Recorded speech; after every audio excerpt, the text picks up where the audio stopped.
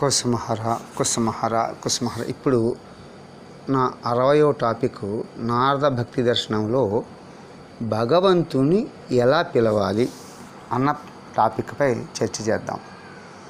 ఇక్కడ ఏమన్నారంటే సంకీర్తమాన శీఘ్రమ ఏవం ఆవిర్భవతి. ఎవరైనా చిన్న పిల్లల్ని పిలవగానే పరిగెత్తుకుంటూ వస్తారు. అలాగే భగవంతుడు ప్రేమ ఆర్తి భావంతో కీర్తన చేయడం వల్ల పరిగెత్తుకుని వస్తాడట. మాకు ఒక ప్రశ్న రావచ్చు, ఏమండి మేము ఇన్ని రోజుల నుండి కీర్తన చేస్తున్నాము కానీ భగవంతుడు రాలేదు అని అంటారు. దానికి కారణం ఉంటుంది. ఏంటంటే ఒకసారి ఎవరో ఒక భక్తుడు వైకుంఠానికి అంటే భగవద్ధామానికి చేరారట. అక్కడ అతనికి ఆ వైకుంఠ యొక్క ద్వారం మూసి ఉన్నది. ఇది చూసి అతను చాలా వ్యాకులుడు పడ్డాడట. అదే సమయంలో ఆకాశవాణి పలికింది, మా కోసం ఏమైనా ముడుపు తెచ్చావా లేక ఒట్టి చేతులతో వచ్చావా అని అడిగిందట ఆకాశవాణి. వెంటనే భక్తుడు అన్నాడట, ప్రభు నీ కోసం నేనేం తేగలను, నేను ఇంత జపం చేశాను, ఇంత నీ ధ్యానం చేశాను, ఇంత పూజ చేశాను, అవన్నీ నీ సంప్రదించుకోవడానికి వచ్చాను అన్నాడట. అంటే ఏమిటి, నేను అనే అహం ఉంది, నేను వచ్చాను అనగానే తలుపు తెలుసుకోవాలా. మళ్ళీ ఆలోచించాడట, ఏమిటిది అనుకొని అయ్యా నీవే నేను అన్నాడట. అంటే అటువంటి భావం ఉండాలి. అప్పుడు వెంటనే ద్వారం తెలుసుకుంది. అలాగే మహాకవి కాళిదాసు కూడా ఒక గాథ చెప్తూ ఉంటారు. సభలో కృష్ణదేవరాయలు అడగగా అష్టదిగ్గజాల్లో మహాకవి కాళిదాసు అన్నారట, ఎవరు స్వర్గానికి వెళ్తారు నా ప్రశ్న అన్నమాట. నేను పోయినా పోయిదను. ఏమిటి ఈయన పోయి ఒక్కడే వెళ్తాడా ఇంకెవరు వెళ్ళలేరా అని భావన. అంటే ఏమిటి, నేను అనేది పోతే పోయిదన్ అని అన్నాడు. కాబట్టి ఇక్కడ ఏమిటంటే భక్తి మార్గంలో మరి ఇతర సాధన మార్గాల్లో మౌలిక భేదం ఇది, ఇంపార్టెన్స్, ద డిఫరెన్స్ బిట్వీన్ జ్ఞాన అండ్ భక్తి. ఇక్కడ ఏమంటున్నాడు, భక్తిలో అన్ని భగవంతుడే చేయిస్తాడు. ఇక కర్మ జ్ఞాన యోగ మార్గంలో అన్నీ కూడా జీవుడే స్వయంగా చేయాలి. అంటే ఏమిటి, ప్రమాత కర్మ బలంతో ధర్మం యొక్క జ్ఞానము యొక్క యోగం యొక్క సిద్ధి కలుగుతుంది. అంటే స్వయం సాధన బలం కావాలి ఇక్కడ. అంటే ఏమిటి, ఈ జ్ఞానం ఎలాంటిదంటే ఒక కప్ప స్తంభం ఎక్కుతూ ఉందంట, 2 అడుగులు ఎక్కడం ఒకటి జారిపోవడం. పాచిపండి అలాంటిది, ఎక్కడ జారిపోతుందో అర్థం కాదు. నీకు నువ్వే పట్టుకొని ఉంచాలి. ఏది అనాత్మ ఏది ఆత్మ చాలా జాగ్రత్తగా ఎరుగు కలిగి ఉండాలి. కానీ భక్తి అలా కాదు. జాగ్రత్తగా ఉండండి, భక్తి అలాగా కాదు. ప్రమేయ బలము అంటే భగవద్బలముతో భక్తి సిద్ధిస్తుంది. అంటే భగవంతునిపై ఆధారపడతాడు, ఆయన బలంతో సిద్ధిస్తుంది, తనంటూ ఏముండదు. కాబట్టి ఈ విధంగా ప్రమేయ బలంతో సిద్ధి కలిగే సాధనా భక్తి ఒక రకం, ప్రమాత బలంతో సిద్ధి కలిగి సాధనా ధర్మం మర్యోగ యోగం ఒక సిద్ధం, ప్రమాణ బలంతో కలిగే సిద్ధి ఒక జ్ఞానం. జ్ఞానంలో ప్రమాణ బలం ఒక ప్రమాణ ఆధారంగా సాగుతుంది. తత్వం ఇత్యాది మహావాక్య జన్యమైన వృత్తిలో అవిద్యా నివృత్తి జరుగుతుంది. కాబట్టి వృత్తి స్వయంగా అవిద్యా నివృత్తి చేయలేదు. అంటే నీ ఆలోచనతో నువ్వు చేయగలవా, కానీ ప్రమాణ బలం కావాలి అంటున్నారు. కానీ ఇక్కడ ఈ విషయం ఏంటంటే, అలాగే కేవలం శ్వాసను నిరోధించినంత మాత్రాన ప్రాణాయామం కానీ యోగం కానీ సిద్ధించవచ్చు. కానీ భక్తిలో జాగ్రత్త గుర్తుపెట్టుకోండి, కర్తృత్వం ఉండదు, తన బలం ఏముండదు. భగవానునిపై భారం వేసి భగవంతుని బలంతో నామశక్తితో భక్తి సిద్ధిస్తుంది అంటున్నాడు. కాబట్టి ఆధారం భగవంతుడే. అందుకని ఇది మార్జాల కిశోర న్యాయం. మార్జాలం ఏం చేస్తుంది, పిల్లిని ఆ పిల్లని తనే పట్టుకుని తీసుకెళ్తుంది. జ్ఞానం అంటే ఇంకా మర్కట కిశోర న్యాయం, చాలా జాగ్రత్త. కర్మ మార్గం అంటే మకరి కిశోర న్యాయం. మొసలి తన పిల్లను తనపై ఎక్కించుకొని ఈదుతూ ఉంది. ఆ ఈదడంలో అంటే ఎక్కడైనా రాలిపోవచ్చు, తట్టుకోవాలి సంసార ఈదడంలో. అట్లాగే ఇక్కడ ఏంటంటే కీర్తన చేస్తూ సంవత్సరాలే గడిచిపోయాయి, మరి భగవంతుడు ఏమీ రాలేదు అంటే కీర్తనలో అవశ్యం ఏదో ప్రతిబంధం ఉన్నది కనుకనే భగవంతుడు రాలేదు. లేకపోతే కీర్తన యొక్క మహిమ చాలా గొప్పది, అంతకన్నా ఇంకేమున్నది అంటున్నాడు హరనాథ్ కూడా. అయితే పాప పుణ్య ప్రారబ్ధాల సంస్కారాల వల్ల కూడా ప్రతిబంధం కలగవచ్చు. అది కరగాలి, మనకు తెలియదు అది ఏమిటో. కాబట్టి శబరిమల నిరీక్షించక తప్పదు. లేకపోతే కీర్తన చేయగానే మరి భగవంతుడు ప్రకటన అవ్వాలి కదా. ఎలాగైతే యశోదమాత కన్నయ్య అని కేక వేసినప్పుడు ఎదురు నిలబడ్డాడు. అమ్మ అన్నాడు. అంటే ఏమిటి? కన్నయ్యను బిడ్డగా ప్రాణంగా చూసుకుంది. మరి ఈ విధంగా ప్రేమతో ఆర్తితో గజేంద్రుని వలె కీర్తిస్తే ప్రతి ఒక్కరి సముఖానికి భగవంతుడు రావాల్సిందే. దేవర్షి నారదుడు కూడా అదే అంటాడు. ఎందుకంటే కీర్తన చేయగానే భగవంతుడు నా చిత్తంలో ప్రకటితమవుతాడు అని అంటాడు. తనను కేకవేసి పిలిచారామన్నట్లుగా భగవంతుడు వస్తాడు. కాబట్టి తన్మయీభావం కావాలి. తన్మయి అంటే తనువు మనస్సు కలిస్తే ఏమవుతుంది? ఒక పులకాంకిత శరీరం వస్తుంది. అందుకే త్రిపుటి కావాలంటాడు. మనస్సు తనువు కలిపి అన్నీ మరిచి నామం చేయమని హరనాథ్ ప్రభు చాలా చెప్పారు. ప్రాణంతో ఇంకా అద్భుతం. అంటే ఏమిటి? అన్నమయ కోసం మనమయ కోసం ప్రాణం ఇవన్నీ శుద్ధి జరగాలి అంటే లోపల ఆయనే ఉండాలి, ఇంకోళ్ళు ఉండకూడదు అని అర్థం. కాక ఇంకా ఏమిటంటే ఇంకా మనం కొన్ని ముందుకు వెళ్ళి చర్చిద్దాం. ఇప్పుడు చూడండి, భక్తుడు ఎదుట ప్రకటితం అవడానికి భగవంతుడు ఎక్కడి నుంచి రావాల్సిన అవసరం లేదు. సర్వవ్యాపి అక్కడే ఉన్నాడు. ఏమిటి? ప్రహ్లాదుడు ఎప్పుడైతే ఉన్నాడో ఆయన పిలవగానే రెడీగా ఉన్నాడట. స్తంభమునందు, వాయువునందు, కిటికీలందు, ఎక్కడ పడితే అక్కడ ఉన్నాడు. ఉదాహరణకి ఏం చెప్తున్నంటే, మీ దగ్గర ఒక కొండ ఉందనుకోండి, దానిలో శూన్యాకాశం ఉన్నది. లేదంటే శూన్యం అంటే లోపల ఏమీ లేని ఒక స్థితి ఉంది. అదే ఘటాకాశం అంటారు. ఆకాశం అంటే ఏమిటి? విచ్ అకామిడేట్ ఆల్ ఫెసిలిటీస్, అన్నిటిని అవకాశం కల్పించేది.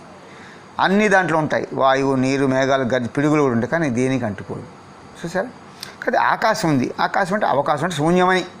అందులో చాలా వస్తువులు నిండి ఉన్నాయనుకోండి, అప్పుడు ఏమవుతుంది? వాయువు ఉన్నది కానీ అందులో ఆకాశం ఉన్నదని తెలియడం లేదు, అంటే వాయువు ఉన్నదని తెలియడం లేదు. కానీ ఏంటి? దాని నుండి వస్తువులు బయటికి తీసి ఎంత సహాయంతో వాయువుని తీసివేస్తే అప్పుడు దానిలో శూన్యం ఉందని తెలుస్తుంది అంటున్నాడు.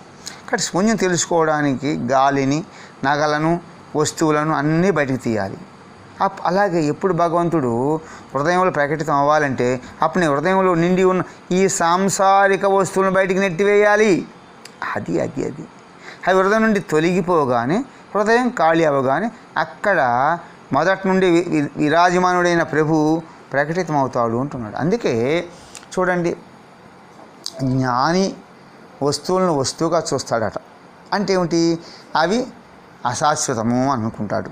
అందుకేం చేస్తున్నారు? ఎక్కడ వస్తువులు అక్కడే ఉంచాలట. అంటే అర్థం ఏమిటి? ఇప్పుడు నగలు ఉన్నాయి, రైట్, ఎన్నపెట్టెలో పెట్టుకున్నారు, లాకర్లో పెట్టుకున్నారు, రైటే, బాగానే ఉంది. కానీ అవి మనసులో ఉంటే ఎట్లా? అయ్యో ఏమైపోతాయని మనసులో ఉండేవాడు బయటికి వెళ్ళిపోతాడు. కాబట్టి లోపల కృష్ణుడు లోపలే ఉంచాలా, బయట నగలు బయటే ఉంచాలా. కానీ ఎక్కడ ఉంచాలో వస్తే అక్కడ ఉంచాలి కదా. అది ఇక్కడ చెప్పేది. ఇక్కడ ఏమంటున్నారంటే, నీవేమో నీ హృదయంలో ప్రపంచంలో చెత్త చెదారంతో నింపి హృదయాన్ని చెత్త కుప్పలా చేస్తున్నావు. అందులో భగవంతుడు ఎలా ప్రకటితమవుతాడు అని అడుగుతున్నాడు. సంసారంలోని నామరూపాలతో పడిపోయావంటే చిత్తు అయిపోతావు. ఇది నాది, నా ఇల్లు, ఆ బంగారం, ఇవన్నీ కూడా. అందుకని దీనికి అద్భుతమైనటువంటి గాథ ఇక్కడ వివరిస్తున్నారు. చూడండి, ఏమిటి? గోపికలకు మురళీకి జరిగిన వాదన చాలా బాగా ఉంది, బ్యూటిఫుల్గా ఉంది. గోపికలకు శ్యామసుందరుడి మురళి అంటే చాలా ఈర్ష్యగా ఉండేదట. ఎందుకంటే ధాన్యం దంపనిచ్చేది కాదు, ఇల్లు అలకనిచ్చేది కాదు. ఇలా మురళి ఎప్పుడు కూడా వారికి వ్యాకులత కలిగించేది. గోపికలు మురళిని దొంగిలించారట. అదే వంశీ చురాయి అనేటువంటి టెంపుల్ కూడా బృందావనంలో నిధివనంలో ఒక చోట ఉందండి. దానిని ఏకాంతంలో తీసుకెళ్ళి ఇలా అడిగారట, మురళిని అడిగారట, సఖి మురళి, నీలో అలాంటి ఏ గుణాలు ఉన్నాయని శ్యామసుందరుడు నిన్ను అంతగా ప్రేమిస్తాడు, నిన్ను తన ప్రక్కనే పెట్టుకుంటాడు, ఎప్పుడైనా బొజ్జ దగ్గర పెట్టుకుంటాడు, అప్పుడప్పుడు అధురామృతాన్ని తాగిస్తాడు. అంటే ఏమిటి? మురళిని వాయించినప్పుడు అతని యొక్క మోవి చిగురుపై ఉండేటువంటి ఆ యొక్క ఎంగిలి, అది మధురము అంటారు. అది పొందడం చాలా కష్టం ఉండవు. కాబట్టి అప్పుడప్పుడు అధురామృతాన్ని తాగిస్తాడు నీకు. పడుకునేటప్పుడు కూడా నిన్ను వదిలిపెట్టడు. నీ జన్మ అయితే వృక్షములో నిమ్న జాతి, ఎదురు జాతిలో పుట్టావు, తక్కువ జాతి అని అర్థం. నీ గ్రంథి భేదం కలగలేదు. అంటే ఏంటి? ముడులు ఇంకా విప్పలేదు. నిన్ను జ్ఞాని అనిపించుకుందామంటే నీలో అన్ని ముడిలే. అంటే ఏమిటి? వెదురు బొంగు అంటారు దాన్ని, లేదా వాసములు అంటారు. అది అన్ని ముడిలే. అంటే ప్రతి కణుపుకి చూడండి ముడులు ఉంటాయి, అవి కణుపులు అంటారు. కాబట్టి అన్ని ముడిలే. రసం అన్న మాటే లేదు, సర్వదా శుష్కం ఎండినట్లే ఉన్నావు. మరి నీ పూర్ణము కూడా కాదు, రంధ్రాలు ఉన్నాయి. పోని ఏమైనా సుందరమా అంటే దాన్ని కాల్చి ఉంచుతారు, రంధ్రాలు చేస్తారు. నీలో మాకు ఏ సుగుణాలు కల్పించడం లేదు. మరి కృష్ణుడు నిన్ను ఇంతగా ప్రేమిస్తాడు కదా, అలాగని నీళ్ళ విశేషం ఏమిటి అని ఒక పెద్ద చూడండి అద్భుతమైన సారం అండి. చాలా జాగ్రత్తగా ఉండాలి. కాబట్టి ఇక్కడ మనం నేర్చుకోవాల్సింది ఏంటంటే భగవంతుడి యొక్క సంబంధం దేనితో ఏర్పడుతుందో అది చేతనమైపోతుంది అంటున్నాడు. అంటే ఏమిటి? మురళి వెదురు జాతి, అది జడం. కృష్ణుడు స్పర్శ వల్ల ఏమైంది? చైతన్యం అయిపోయింది. నీవు జడమును ప్రేమిస్తే జడము అవ్వాల్సి వస్తుంది. ఇదే నియమము. నీవు పరిచ్ఛిన్నమైన చైతన్యం ప్రేమిస్తే పరిచ్ఛిన్నమైన చైతన్యం అవుతావు. భగవంతునిలో ఎవరికి ప్రేమ ఉందో, భగవంతుడు దేన్ని ప్రేమిస్తాడు, ఆ మురళి జడమలా అవుతుందయ్యా? అదైతే ఆయన చిత్శక్తి అంటున్నారు. అందువల్ల గోపికలు కృష్ణను మురళి విని ఇలా చెప్తుంది, జాగ్రత్తగా వినండి. సఖేలారా, మీరు సరిగానే చెప్తున్నారు. నా జాతి కులము ఏది శ్రేష్టము కాదు. నాలో జ్ఞానము కానీ రసము కానీ లేనే లేదు. నాలో ముడులు రంధ్రాలు ఉన్నాయి. నా ముఖాన్ని కాల్చారు. నాలో నాదన్న ప్రాణము సర్వము సంగీతం ఏది లేదనిపిస్తుంది. నా హృదయం ఖాళీగా ఉన్నది. అది చూడండి, ఖాళీగా ఉన్నది. అందువల్లనే శ్యామసుందరుడు తన ప్రాణాన్ని, తన సర్వాన్ని, తన సంగీతాన్ని, తన ఇచ్ఛానుసాగరంగా నింపుతాడు. అంటే ఏమిటి? తనదంటే ఏం లేదు. అర్థం ఒక పనిముట్టు. ఆయన ది టూల్ ఆఫ్ లార్డ్ అనాలి. కాబట్టి నాదంటూ ఏం లేదు. ఆయన ఆనందమే ఆయనది, అంతే. అందుకే మురళి ఉన్నది చూడండి. కాబట్టి ఇక్కడ మనం ఇందాక నేర్చుకున్నాం, ఏ హృదయం నుండా ఈ సంసార తాపతలు నిండి ఉంటాయో అందులో భగవంతుడు తన ప్రాణాన్ని, తన సర్వాన్ని, తన సంగీతాన్ని ఎలా నింపుతాడయ్యా? ఎప్పుడైతే తనదంటూ ఏమీ లేదు అంటే మురళి వలె ఎప్పుడైతే హృదయం రక్తం అవుతుందంటే ఖాళీ అవుతుందో అప్పుడు భగవంతుడు ప్రకటితమవుతాడు. అందువల్ల హృదయాన్ని సాంసారిక వస్తువులతో మరి ఖాళీ చేసి భగవంతుని ఆటతో పిలిస్తే తప్పక వస్తాడు. తడిసిన హృదయం గజేంద్రుడు ఆర్తభక్తుడు ఎంత మొరబెట్టుకున్నాడు. అందువల్ల ఏంటంటే ఇక్కడ మనం ఏం చేయాలి? ఎవరి చరణకమలమందున్న భక్తి వలన సంత మహాత్ములు తమ హృదయం యొక్క గ్రంథులను విప్పుతారో భక్తిరహితమైన బుద్ధి కలిగిన యోగులు ఆ విధంగా చేయలేరట. యోగులు ఏం చేస్తారు? ప్రాణాయామాదుల వల్ల ప్రాణములను ఇంద్రియాలు నిరోధిస్తారు, అంతవరకే. కానీ ఆ పరమ రక్షకుడైన వాసుదేవుని భజన చేయి. కాబట్టి భక్తితోనే సర్వం సిద్ధిస్తాయి. అందుకే అర్నాథ్ అంటాడు, నామము చేయండి. కలేవ నాస్తేవ గతి అన్యథ అంటున్నాడు. అన్యథ ఇంకో గతి లేదు.